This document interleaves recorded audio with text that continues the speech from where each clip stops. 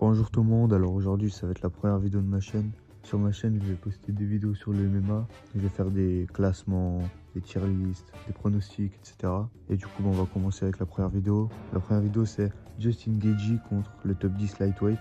Parce que comme vous le savez sûrement, il est devenu champion à la Maison Blanche en battant Ilia Topuria. Mais plein de gens, dont moi, pensent qu'il n'est pas le meilleur de la division, même s'il est champion. Du coup on va commencer par Justin Gaethje contre Rafael Fiziev. 3 du coup, qui sont déjà battus 2 fois. Alors là, je pense que Justin Gaethje ferait la même chose, même si on 5 rounds. Je pense qu'il gagnerait au moins 49-46, ou voire même pas en TKO ou en KO. Parce que Fiziev, c'est un très bon striker, mais on a vu que stylistiquement, contre Gaethje, c'était compliqué.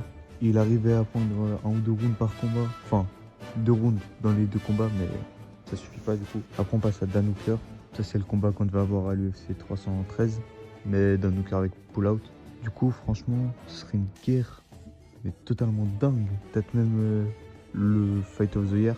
Mais je pense que Justin Gaethje arriverait quand même assez largement à prendre le dessus, à gagner 50-45. Non, je pense qu'il va réussir à le finir quand même, parce qu'il est très, très violent. Je pense Justin Gaethje par TKO ou KO, 3 ou 4e round. Je dirais 3e round. Parce que Dan Hooker, c'est vrai qu'il a montré dans ses derniers combats surtout contre BSD, qui pouvait un peu, on peut dire, abandonner, même si c'est pas que ça, mais voilà, il pouvait laisser le combat passer. Après là, on passe à un match-up très compliqué pour Gaethje. C'est Justin Gaethje contre Mateusz Gamrot. Alors franchement, au début, je me disais que Gaethje gagnait. Après, je me suis dit non, en fait, c'est Gamrot. Parce qu'en fait, Gamrot, c'est un excellent lutteur.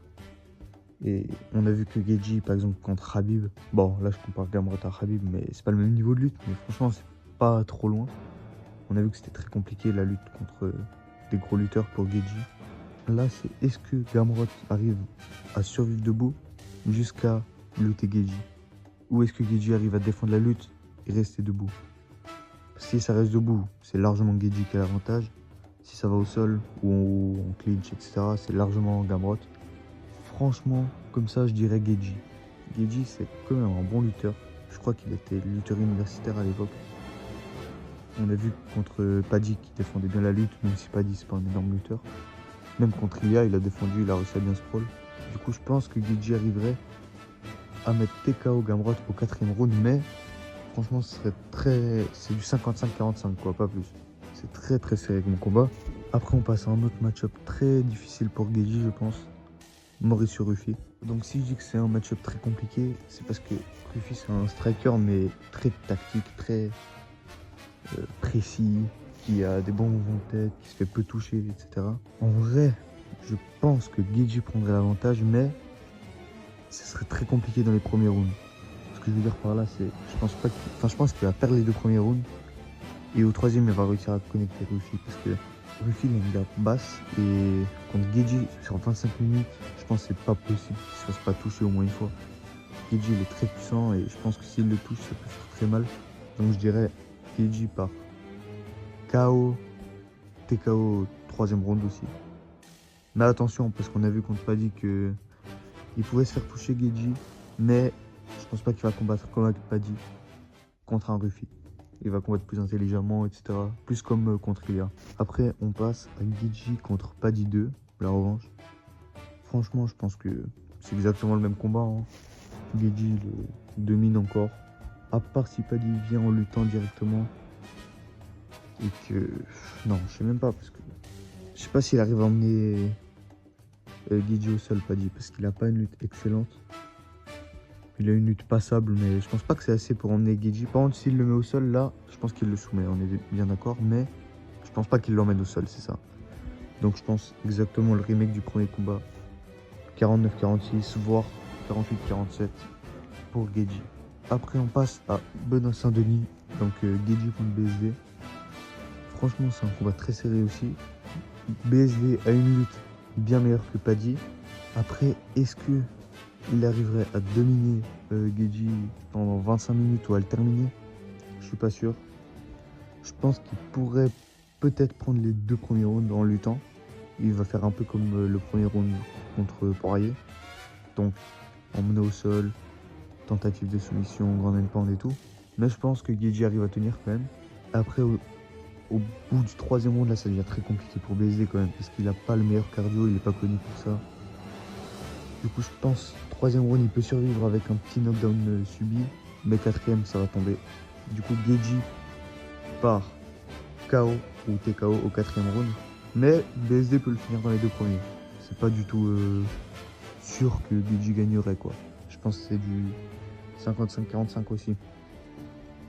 Après le rematch, Geji contre Max Holloway 2. Bon, voilà, je pense que Max Holloway lui roule dessus comme la première fois, quoi. Je pense que Max Holloway pourrait finir Justin Geji au quatrième round, parce que Geji, il se fait toucher contre des strikers techniques, même contre Iga, il s'est fait toucher et tout. Et avec Max, bah, on avait vu dans le premier combat, il lui a roulé dessus, genre au moins 4 rounds, il me semble. Ouais, il a gagné les 3 premiers et le 5e.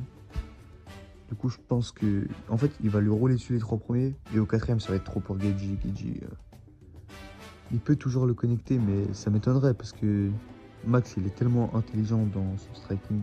Il prend pas de risques inutiles. Je pense que Max, ouais, il le TKO. Pas KO comme le premier combat parce que là, c'était vraiment improbable que ça se passe. Du coup, TKO, 4e round pour Max. Après le rematch, Justin Geji contre Charles Oliveira. Bon, ça, du coup, il y a moyen que ce soit le prochain combat de Justin Geji, on sait pas. Du coup, Charles Oliveira, c'est plus un grappleur, on le sait, mais attention, au striking, dans le premier combat, il l'a knockdown. C'est grâce à ça qu'il a pu le finir. Donc, franchement, bah, je suis très très serein pour Charles Oliveira sur ce combat. Je pense que c'est du 70-30 minimum pour Charles Oliveira. Parce que maintenant, même niveau lutte, il a une lutte vraiment extraordinaire, j'ai envie de dire. C'est une des meilleures luttes en fait de l'UFC. Toutes catégories pas confondues, je pense qu'il est top 10 facile. Donc franchement, bah, je pense qu'il va striker. Enfin, en fait, il va faire le même combat qu'avec Max. Charles contre Max. Il va lutter dès le début. Et bah, je pense que Geji, il a pas la même défense de lutte que Max. Enfin, la même défense de soumission, je veux dire. Donc dès qu'il va se former au sol, je pense que ça va être très très compliqué pour lui. Hein. Ouais, je dirais Charles Oliveira par soumission au deuxième round. Voire peut-être premier, mais allez, on va dire deuxième. On va laisser un round à Geji. Mais il se sera fait dominer tout le premier round.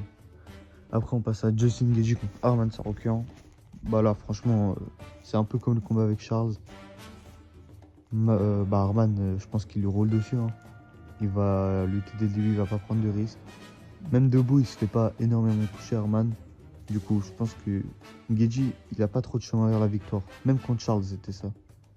Genre, je pense pas qu'il a un chemin bien tracé pour pouvoir gagner. Contre Arman, c'est la même. Hein. Je pense qu'il va se faire lutter, mais j'irai Arman par TKO au troisième round parce que je pense pas qu'il puisse soumettre Geji, lui. Il a un moins bon grappling, enfin un moins bon sol, mais il a un bien meilleur ground and pound que Charles Oliveira, donc je pense qu'il il le massacre les 2 premiers rounds. Troisième round, avec des coudes, etc. Je pense que Geji, ça va être trop pour lui. Dernier, Justin Geji contre Ilia Topuria 2, le rematch. Bah franchement, là, je pense que Ilia, il le met KO vers le deuxième ou troisième round. Même le premier combat, pour moi, Ilia aurait dû gagner. C'est juste qu'il avait trop dit, ouais, je vais le mettre KO au premier round. Il n'y aura pas de deuxième round. Ça va être très rapide, etc. Du coup, il s'est cramé. Il cherchait trop le finish.